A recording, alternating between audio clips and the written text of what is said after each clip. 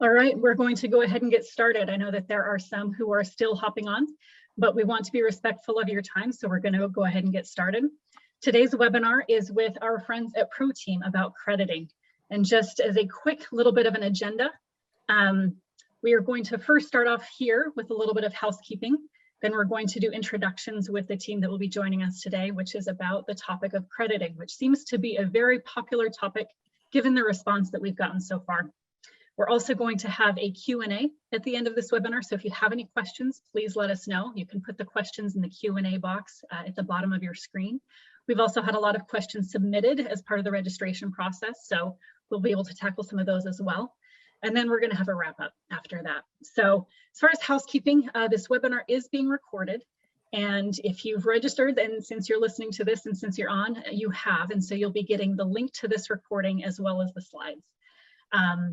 As far as introductions, my name is Laura Thompson. I'm the marketing manager here at Healthy Pro, where we offer menu planning and nutrient analysis software. And then for our friends who are visiting us today, it is some of the team from ProTeam, and we are very excited to have them here today. So today we have Brittany Herman and Jessica Gascoigne presenting on behalf of ProTeam Food Service Advisors. ProTeam offers comprehensive consulting services on every aspect of your food service operation, such as menu development and regulatory compliance, procurement, operation solutions, financial planning and scenario mapping, marketing, and more. That's a bit of a tongue twister. Brittany Herman is a registered dietitian and senior consultant with ProTeam. She oversees the menu team and has the pleasure of partnering with districts to create innovative and compliant menus that help drive participation using Healthy Pro software. She has been in the school nutrition field for over 10 years and has experience with child nutrition programs at both state and district levels. Jessica Gascoigne is a registered dietitian and menu consultant with ProTeam. She partners with districts across the nation for menu planning compliance and innovative standardized recipe development. Jessica has over 15 years of experience as a pediatric registered dietitian, and her experience ranges from a clinical and community dietitian with specialties in gastroenterology and food allergy to food service director, and most recently as a K-12 school district nutrition dietitian and menu planner. Lots of tongue twisting words in there, but hopefully we did that with the respect that it deserves. So with that, we are going to turn the time over to Brittany and Jessica. And again, if you have any questions, please feel free to put them in the Q&A portion at the bottom of the screen. And we will go from there. Okay, thank you for the welcome and introductions, Laura. In today's webinar, we will review the methodology behind crediting in the USDA school meal programs. We will walk through how to credit each food component group under the NSLP and SBP programs, and we will include tools and resources available to you and to all attendees today. We will specifically review credible versus non-credible foods in the school meal patterns. And we will conclude the webinar by sharing a few best practices related to this topic and touch on the new transitional rule.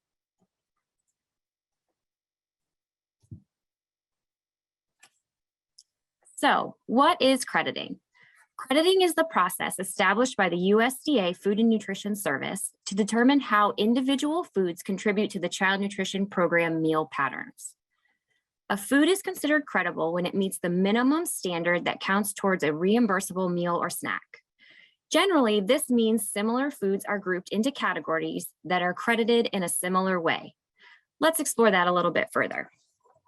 The main focus of the USDA crediting system is to provide simple information that allows child nutrition program operators to 1, plan menus with food and quantities that meet the meal patterns, and 2, offer foods in a way that encourages healthy habits and teaches children how to balance meals.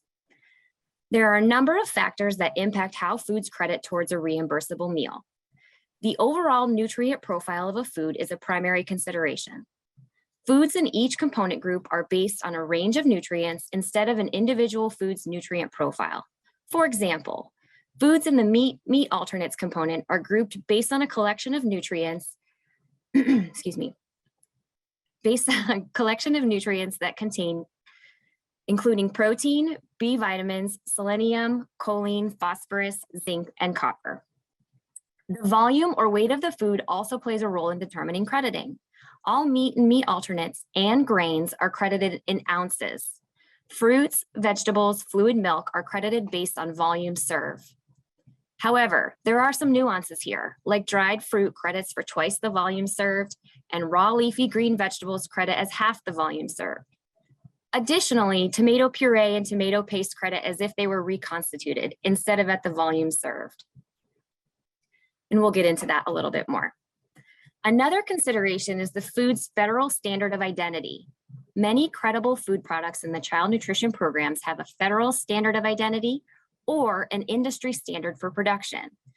Standards of identity assist in crediting because they ensure food products with the same name have the same characteristics and therefore make a consistent contribution to the meal pattern. Customary use of a food product is another factor in determining crediting.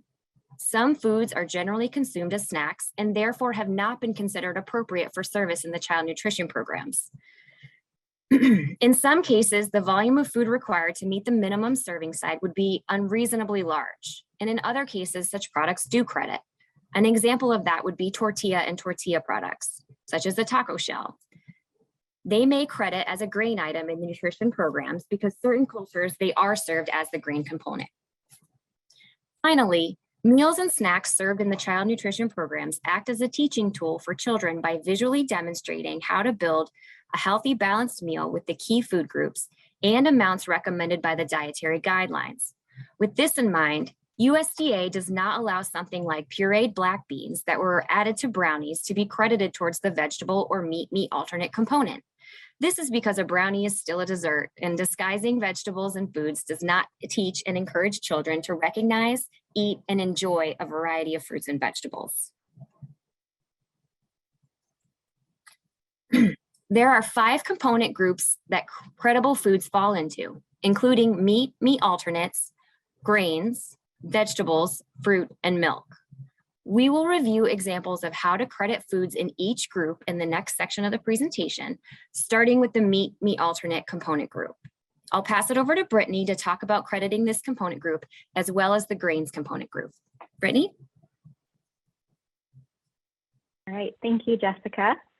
In order for a food to contribute to the meat alternate component, it must contain a minimum of a 1/4 ounce equivalent. So this component group includes food items that we often think of as protein, like meat, poultry, and fish, cheese, yogurt, soy yogurt, dry beans and peas, whole eggs, tofu and tempeh, peanut butter or other nut or seed butters, and nuts and seeds. Next slide. So where do we begin with how to credit these items? Meat and meat alternate food items can be credited by one of the following methods listed on the screen, and we'll review examples of each method in the next slide. As a reminder, it is the program operator's responsibility to keep records to document that meals served fulfill the meal pattern requirements. This is a huge benefit of the Healthy Pro Menu software, which provides the platform to digitally store all of your nutrition labels, product spec sheets, and manufacturer crediting documents for the products you use all in one place.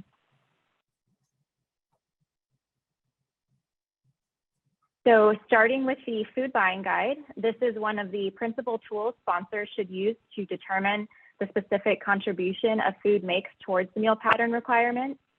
We can use the food buying guide to determine the crediting for unprocessed meat and meat alternate food items like tofu and yogurt in this example.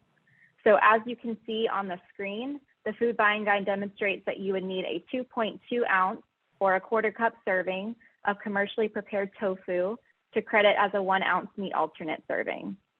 For yogurt, a 1/2 cup of yogurt or 4 ounces provides a 1 ounce equivalent of a meat alternate. 3/4 of a cup or 6 ounces would be a 1.5 ounce equivalent. Serving a cup or 8 ounces would then be a 2 ounce equivalent, and so forth. So moving on to crediting processed meat and meat alternate items. To help simplify this process, program operators can look for SAN labels on food packages, and we've provided an example of a beef patty product on the screen here. So SAN labels are only available for items that contribute towards the meat alternate component of the meal pattern. Some examples include, but are not limited to, beef patties, cheese or meat pizzas, meat or cheese and bean burritos, breaded fish and chicken products. USDA's Child Nutrition or CN labeling program gives food manufacturers the option to include this label on their product, and it clearly identifies how the product contributes towards the meal pattern requirements. It provides a warranty against auditing claims if the product is used according to the manufacturer's directions. So if a CN label for the processed meat or meat alternate product you are using does not exist, a manufacturer product formulation statement, or PFS, provides a way for manufacturers to demonstrate how a product may contribute to the meal pattern requirements. The difference between a CN label and a PFS is that the CN label is verified through the CN labeling program, and a PFS is not verified by any federal agencies. Because the PFS has not been verified, it is the program operator's responsibility to request this document from the manufacturer and then verify that the supporting documentation is accurate and meets the meal pattern requirements. We've shared a tip sheet that was created by USDA for how to evaluate if a PFS is acceptable in the resource section at the end of the presentation for more detailed information, but we'll review a few key pieces to look for. So on the screen is an example of a chicken tender product. Some key components you want to look at are that the PFS is on the company's letterhead, that the product name and the product code number, as well as the serving and portion size are listed. And then the PFS should also include a description of the creditable ingredient or ingredients, if there's multiple, that match what's in the food buying guide, as well as the crediting calculation and a signature of the representative of the company who completed the form. So again, we did share a resource that kind of has that checklist to look for that you can reference after this presentation. So as you can see in this example, 2 chicken tenders, which is equal to a 4.46 ounce serving, would then provide 2.5 ounce equivalent of meat.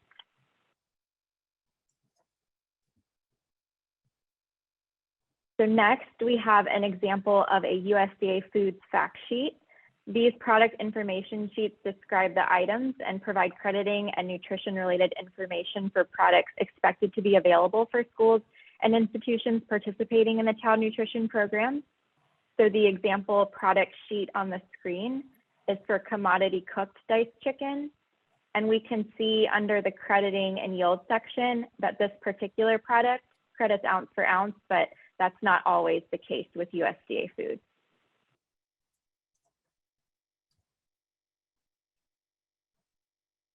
So for example, this is a chicken fajita product, and we can see under the crediting and yield section that we would need 1.7 ounces of the fajita strips to credit as a 1 ounce meat serving, or we'd have to double that. So 3.4 ounces of fajita strips would then credit as a 2 ounce meat serving. So we included a link to where you can find these product information sheets in the resource section at the end of the presentation as well. One other note we want to mention is the crediting of meat and meat alternates in the school breakfast program. So there's no separate meat or meat alternate component group in the school breakfast program like there is at lunch. However, schools may substitute a 1 ounce equivalent of a meat or meat alternate for a 1 ounce equivalent of grains after the minimum daily grains requirement is met. So what does that look like? A school could serve a 1 ounce equivalent grain like graham crackers with a 1 ounce equivalent of a meat alternate like a cheese stick to equal 2 ounce equivalent of grains. Another example would be a yogurt parfait, as long as the parfait contains at least a 1 ounce equivalent of granola. The 4 ounces of yogurt in the entree could then be credited towards the grains component at breakfast, making it another 2 ounce equivalent grain.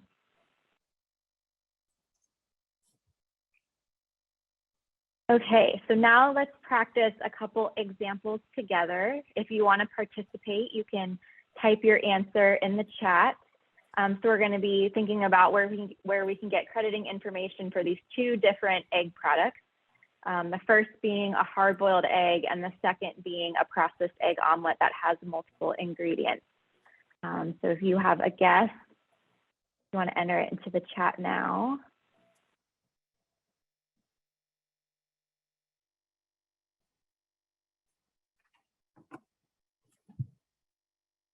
Okay, I'm seeing hard-boiled egg food buying guide. That would be correct.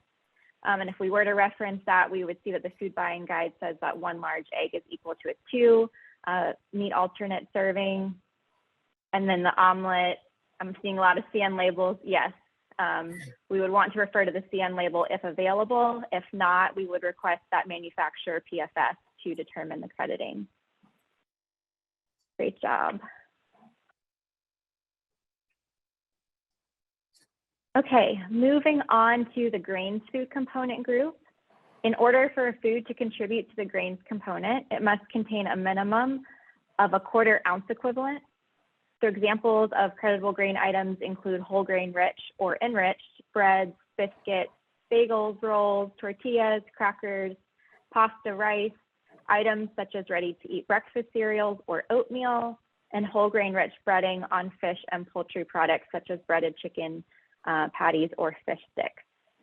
We did want to mention, because this often causes some confusion, but potatoes and corn are considered starchy vegetables in the USDA meal program, so they cannot be credited towards the grains food component group. For example, if you're offering maybe a loaded baked potato entree, you would have to offer a grain item like a dinner roll or a biscuit along with it, because you cannot count that potato as the grain. Another common misunderstanding when it comes to crediting grains is that just because a grain product weighs 1 ounce does not necessarily mean that it provides a 1 ounce equivalent of grain. So similar to the meat alternate crediting, we would refer to the food buying guide to determine the crediting for single ingredient grain items like rice, dry pasta, and oats. For processed items, we would refer to either the CN label, manufacturer product formulation statement, or the USDA food fact sheet if available. And in some cases, we could use Exhibit A and the nutrition facts panel alongside the ingredient list to determine the grain crediting. So we'll review some examples of each type of documentation. First up, a look at crediting a brown rice ingredient using the food buying guide. So to calculate the ounce equivalent of brown rice, we can use the chart on the screen as our guide. So we'll say that we have 7 pounds of brown rice in our recipe. We would then multiply the 7 pounds of rice by the servings per purchase unit, which can be found in column 3 in the food buying guide. So 7 pounds of rice times 8.75 is equal to 61.25 ounce equivalent. Now we'll say that there's 100 servings in our recipe. We would then divide the 61.25 ounce equivalents by 100, and we would get the number of ounce equivalents per serving, which would be 0.61 ounce equivalents in this case. The last step would then be to round down to the nearest 1/4 ounce, and that would be a 1/2 ounce equivalent. So a recipe developed for 100 servings that contain 7 pounds of brown rice would contain a 1/2 ounce equivalent of grains per serving, utilizing the information found in the food buying guide. So with that, if you need the rice in the dish to contribute more towards the grain component, you could look into either increasing the quantity of the rice in the recipe or offering a larger portion, which would reduce the overall number of servings in the recipe. Moving on to the next slide, this is another example of a CN label, this time for breaded chicken chunks, where the crediting for both the meat and grain component contributions are included. We can see on this label that a 10-piece serving provides a 2 ounce equivalent meat and a 1 ounce equivalent grain. One other note I want to mention here is that CN labeled products that use the term ounce equivalent grain indicate that the product meets the whole grain rich criteria. Products that use the term ounce equivalent grains with enriched in parentheses indicate that enriched grains are the majority of the ingredient, so the product could credit towards the grains component but would not meet that whole grain rich criteria. Okay, so let's review another example of a PFS. For grains, manufacturers must answer questions about the product before grams of credible grain are calculated, such as, does the product meet whole grain rich criteria? Does the product contain non-credible grains? And which group in Exhibit A the product belongs to, which I'll touch on next. So in this example, the pancakes are found in Group C of Exhibit A, and the correct standard of credible grains is used.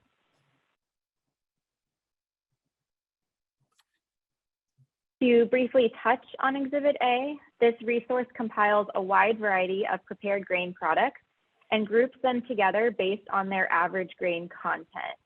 Each group in Exhibit A provides the minimum serving size required to supply a 1 ounce equivalent of grains. To calculate the ounce equivalent in a particular grain product, menu planners will also need to reference the package's nutrition facts panel for the grams or ounces per serving, and then the ingredients list to confirm the whole grain content. So there is a PDF document of Exhibit A available, which was on the previous slide, but there's also an Exhibit A tool available through the web-based interactive version of the Food Buying Guide. You can also download it as part of the Food Buying Guide app that's available on the Google Play or Apple App Store.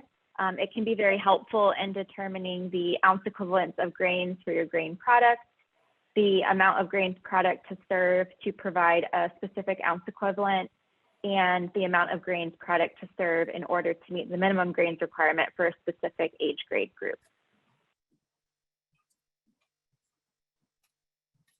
Now we can look at another example of a USDA Foods fact sheet. This one's for brown rice. So as you can see under that crediting and yield section, 1 ounce of the dry product or a half cup of a cooked portion is equal to a 1 ounce equivalent grain. And this would also align with the information that's available in the Food Buying Guide.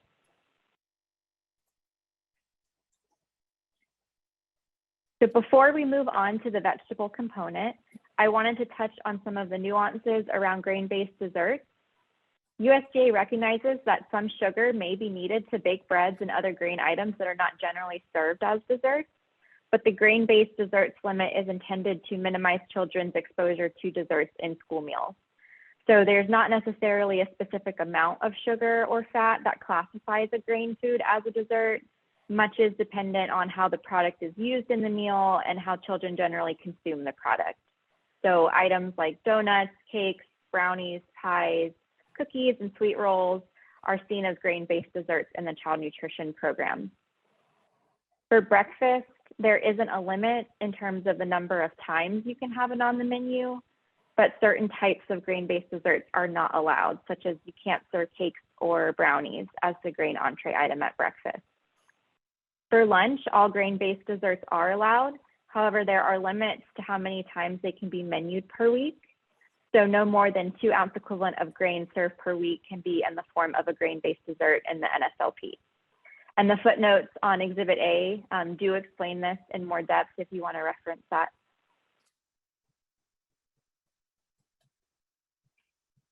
All right, so let's take a look at another crediting example. Again, if you want to participate, you can place your answer in the chat.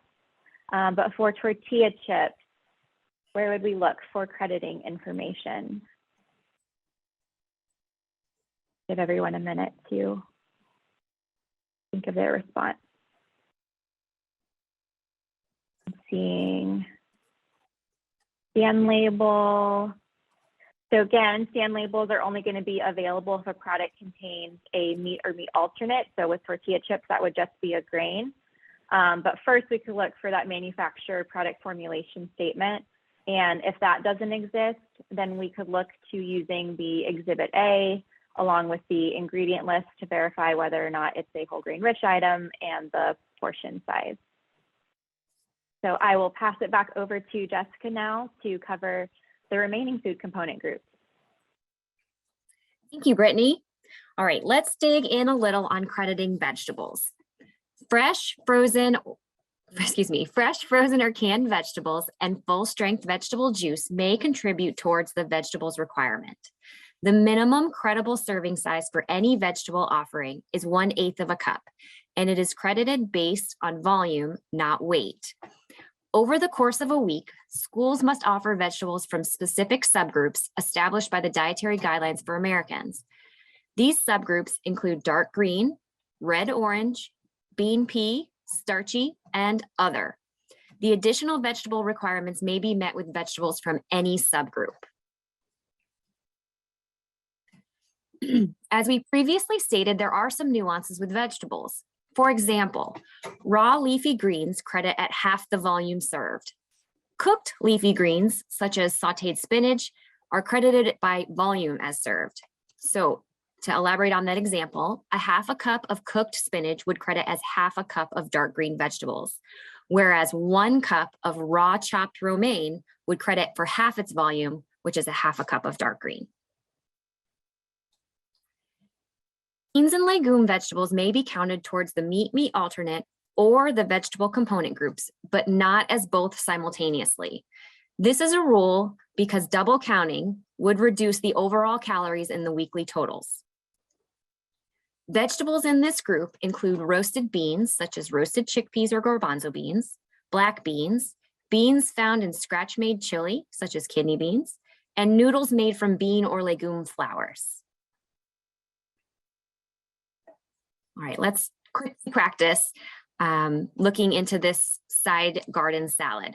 How does this side garden salad credit? What information would you need? Feel free to add to the chat the information that you think would be useful.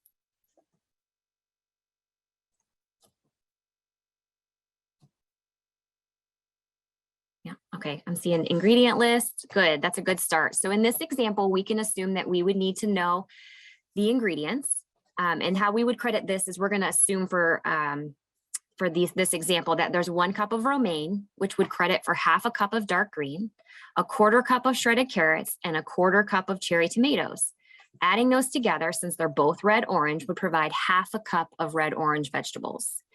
If you're unsure where to start, we would recommend finding out the portions served and then using the food buying guide to determine the volume based on pounds of each vegetable. Mixed salads can include a variety of greens and or vegetables and can credit towards the appropriate vegetable subgroups if a minimum of 1/8 cup is offered. Thank you. Let's move on to crediting in the fruit component group. Fruits that are fresh, frozen, dried, or canned, as well as full-strength fruit juice may contribute towards the fruit component. The minimum credible serving size for any fruit is 1/8 of a cup, just like vegetables. And it is also credited on volume, not weight. In the school meal programs, whole dried fruit and whole dried fruit pieces credit at twice the volume served. For example, if you have a 1/4 of a cup of raisins or dried cranberries, it would credit as 1/2 cup of fruit. And then everyone's favorite at lunchtime, juice. Juice credits as the volume served, so 4 fluid ounces credits as a half of cup. For grades K through 12, no more than 1/2 of the fruit or vegetable offerings over the week may be in the form of juice. Additionally, all juice must be 100% full-strength juice. Diluted or concentrated juice is not credible. Frozen 100% juice credits based on the volume prior to freezing. So schools should request this information from their manufacturers or distributors. When looking at a whole food item, such as fresh fruits, the USDA nutrient database and food buying guide can be used to determine the nutrition and crediting. In this example on the screen, looking at the food buying guide and looking at whole strawberries, we would get 10.5 1/4 cup servings, or dividing that by 2 for a larger portion, we would get 5.25 1/2 cup servings of fresh strawberries per pound of strawberries.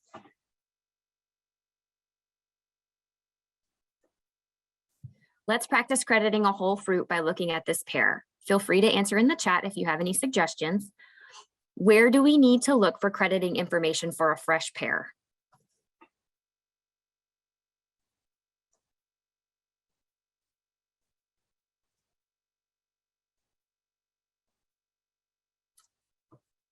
Great, yes, the food buying guide. What other information would be helpful or needed to determine the crediting?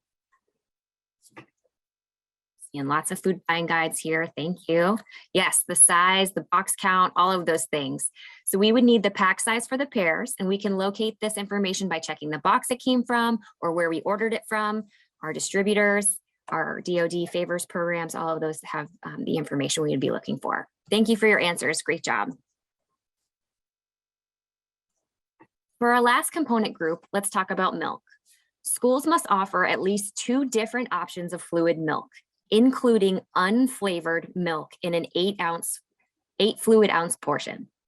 Under the Transitional Nutrition Standards that take effect July 1 of this year for the upcoming school year, nutrition program operators will be allowed to offer flavored low-fat milk in addition to non-fat flavored milk and non-fat or low-fat unflavored milk. Fluid milk that is used in smoothies can credit toward the milk component requirement if a portion contains at least 1/4 cup. However, when a smoothie contains less than the required amount for a reimbursable meal, additional fluid milk must be offered. Milk used in preparation of menu items other than smoothies, such as breads, puddings, macaroni and cheese, and so on, does not credit towards the milk requirement. There are other foods used in meal service that often bring up crediting questions. Other foods are not credible as a component in the meal patterns. These items are frequently used as condiments or seasonings to add variety and to improve acceptability in the meal, such as maple syrup on pancakes, salad dressing on tossed greens, and so on. While these extra foods do not credit towards the meal pattern component, school program operators do need to make sure that they are included in the nutrient analysis and count towards the weekly calories, saturated fat, and sodium, and are also trans fat free. Now we're going to switch gears, and Brittany and I are going to go through some best practices as they relate to crediting. Our first best practice will focus on what to do in the case of a product substitution. We all know that schools across the country are experiencing supply chain issues and have received little notice that the ordered food product will not be provided as planned. As a result, schools have had to find other products to serve. Schools can document how these substituted foods meet the meal pattern requirements in a variety of ways.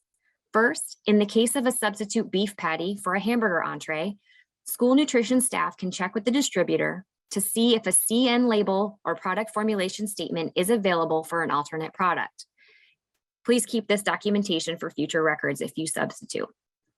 Ideally, you can find a product that provides the same 2-ounce equivalent MMA crediting as the previous burger. The best practice here is to have a backup product or an entree in mind for menu substitutions, and thus can easily be added into the production record as an alternate item.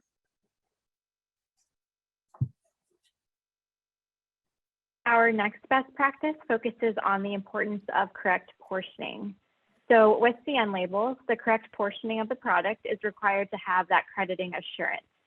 You may have noticed that some CN label products are served by volume rather than by the each. In this example, the CN label states that a 1.84 ounce serving of this cheese sauce product credits as a 1 ounce equivalent meat alternate. So how does the serving staff know how much cheese sauce to serve to equal the 1 ounce equivalent meat alternate serving? The answer is to weigh out the serving amount and determine the volume measure that provides the correct portion. So if the cheese sauce is served in small portion cups, the staff can weigh several portions to get the correct volume and then fill remaining portion cups to that same fullness. Remember to teach staff to use the tare button on the scale to remove the weight of the portion cup before adding the cheese sauce. And a pro tip that we have is to take a reference photo of the correct portion volume for weights for future use, or you can consider marking a portion cup with the product name and fill line for individual portion reference. Our next best practice focuses on a helpful tool for crediting scratch recipes.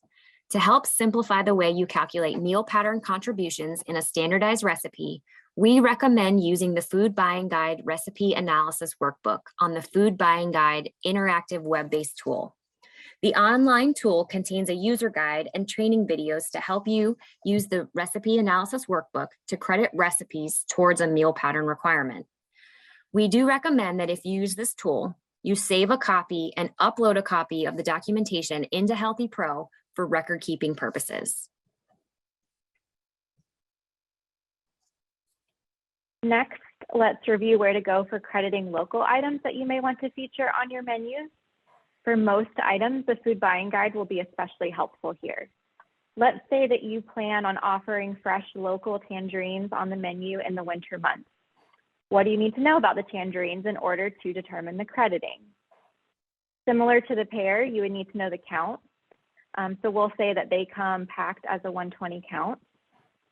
In this example from the food buying guide, you can see that whole tangerines that are a 120 count provide a 3/8 cup fruit serving. So because this is less than a half cup serving, the menu planner might have to consider looking at serving 2 or instructing students who select a tangerine that they also need to take another fruit to count as meeting the full fruit component for a reimbursable meal. Your state agency may also have a resource for how different size fruits and vegetables that are local to your community credit, so they can be helpful to check in with as well. For our last best practice, let's take a look at how you would credit a mixture of vegetables such as a California blend.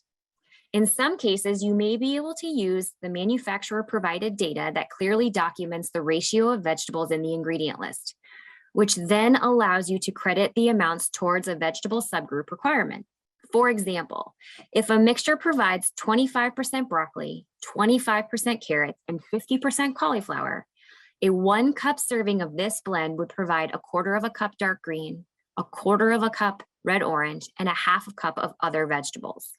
However, offering a vegetable blend does not require monitoring that each portion contains exactly the documented ratios. If a manufacturer documentation does not exist, program operators can estimate how much of each subgroup is in a vegetable mixture and credit it towards the appropriate subgroup. Remember that at least 1/8 of a cup of vegetable must be present to credit towards any vegetable subgroup.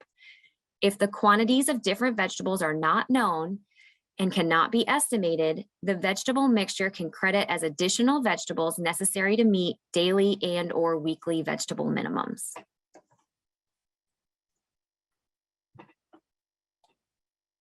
So we wanted to end the presentation by touching on the transitional standards for milk, whole grains, and sodium final rule.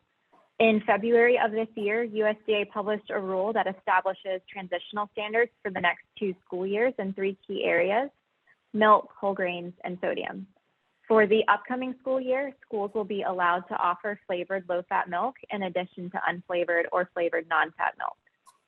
The sodium requirements will remain the same for breakfast and lunch in school year 22-23, but in school year 23-24, the sodium limit for lunch only will decrease marginally.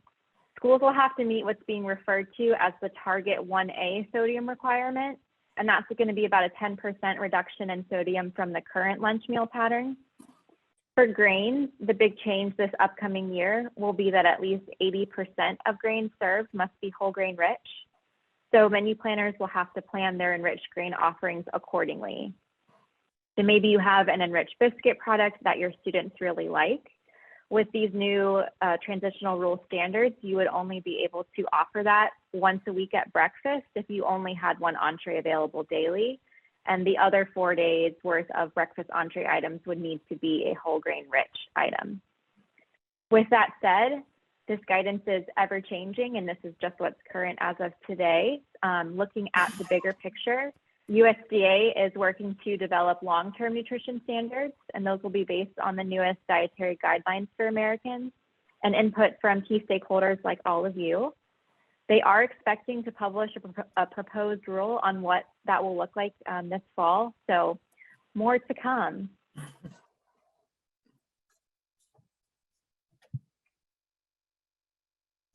So we have covered a lot of information today, and we couldn't possibly get into all of the programs and all the different nuances associated with crediting, but we hope this was a really good overview for all of you. So we have provided lots of links here to resources we've mentioned throughout the webinar, which will be shared with you after the presentation. We hope that it's helpful to you to be able to dive into more detailed information around this topic. We also included some links to resources for crediting specifically in the CACFP and the SFSP programs that we weren't able to fully dive into today for the sake of time. But Laura, we'll be able to send these out in the email along with the recording after, right? Yes, exactly. I was just going to follow up with that. So we will be providing both the recording of this webinar as well as these slides as well. So that will be available to you whether or not you missed something or you just want to follow up with the resources, or if you want to pass it along to a colleague. So these will be made available to you to be able to reference back to. So with that, we would love to hear any questions you have. Please submit them in the Q&A portion of the Zoom down below. But we also wanted to start with a few of the ones we received as people were registering. There was a field for, do you have any questions that you'd like answered? So we're going to start with a few of those, and then we'll start going into the Q&A portion that people are submitting here. So one of the questions we received was, what products are the ones to watch out for that credit differently in programs? Brittany, I'll take that one. So some of the products that we want to watch out for would be some of the ones that were mentioned during our presentation. So like leafy greens, dried fruit, they credit at volume served in SFSP. CACFP has some stricter standards around sugar content of yogurt. For example, no more than 23 grams of sugar per ounce dry, and breakfast cereals, no more than 6 grams of sugar per ounce dry. NSLP, SBP, CACFP all use ounce equivalents for grains, but CACFP requires at least 1 serving of grains per day to be whole grain rich across all eating occasions. And then in the fall, we will see that NSLP and SBP will require 80% of our grains to be whole grain rich. So another thing that would be different in those programs, preschoolers, schools may not serve grain-based desserts like Pop-Tarts, cinnamon rolls, cereal bars, donuts in that age group. And you can find more information about that on Exhibit A for the details of what would be allowed in that age group. Thank you. Awesome, thank you. All right, another question that came through was, can the protein on a nutrition facts label be used to equate crediting to the meat alternate component? Unfortunately, no. We can't use the grams of protein on the label. You would have to use a food buying guide or have documentation from one of the methods that we discussed in the presentation, like the scan label or the product formulation statement, to determine the crediting. Here's another one. If I make gelatin with 100% fruit juice instead of water, can I credit it as a fruit? So that is actually addressed in the Q&A document that we did include on that resource slide, which will be shared with everyone. But just off the top of my head, juice and gelatin cannot credit unless there's visible fruit also present in that gelatin. Another one is, how do you get the program to transfer the credits from the ingredient to the created recipe? Okay, I think this question is probably specifically for Healthy Pro. So if Laura, if you'll allow me to just elaborate a little. Currently, the Healthy Pro software is not able to do this. It's manually done by a menu planner or a menu builder. But there is a new upgrade coming that will be released later this year, and users will be able to create a quick recipe from an ingredient, and the meal components will populate from the ingredient.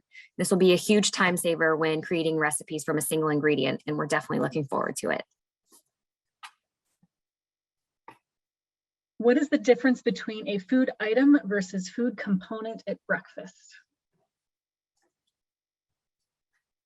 I'll take that one. So a food component, you want to think of it like a food group. At breakfast, a food component is going to be one of 3 food groups. So you have your grain item, you have your fruit, or you can substitute a vegetable for that, and then your milk. A food item is going to be a specific item that's offered within a food component group. So pancakes would be a food item in the grain food component group. Peaches would be a food item in the fruit food component group. So you're probably thinking of this in terms of offer versus serve. So a school would have to offer at breakfast at least 4 food items from 3 different foods, from the 3 required food component groups. And then a student would have to select at least 3 food items from the 4 offered and include at least a half cup of a fruit or vegetable for a reimbursable breakfast. Do items like pickles or olives credit? I can handle that one. Excuse me. Yes, they can credit as other vegetables. More information of how to credit these would be found in the food buying guide. Because they're higher in sodium, we typically see these items offered in a smaller portion, like a few pickle slices on a hamburger or a chicken sandwich rather than a half cup portion. But many programs do offer those as an additional item or an other vegetable in smaller, excuse me, smaller quantities. Thank you. How do canned black-eyed peas credit? Does this include the USDA ones? So this is a slide that Jessica touched on. So you have the option as the menu planner, how you want to credit them. So they can be credited towards either the meat or meat alternate component group or that bean pea vegetable subgroup. So if we were thinking of the USDA black-eyed peas, for example, a half cup of those could credit as a half cup of either the legume vegetable or as a 2-ounce meat or meat alternate, but not both. We appreciate all these questions coming in. We're still trying to tackle them and kind of organize them a little bit. So keep bringing them in, and then we'll see what we have time to be able to get to. And some of these are kind of specific too. So we'll see what we can address now versus what we can follow up with later. Here's another one that came through. Is cheese credited by weight too? Yes, most cheeses credit for ounce with the exception of specific cheeses like cottage cheese, Parmesan, ricotta. And again, you can find that in the food buying guide, and it'll tell you specifically what portion in terms of weight that you would get to credit for that. Do tortilla chips that are treated with lime count as a whole grain? I would say in most cases, they can credit towards the grains component. So the first ingredient would have to be a whole grain ingredient and say something like whole corn or corn treated with lime. And then the remaining ingredients would need to be enriched. I believe there's a memo that goes into more detail about that one. Thank you.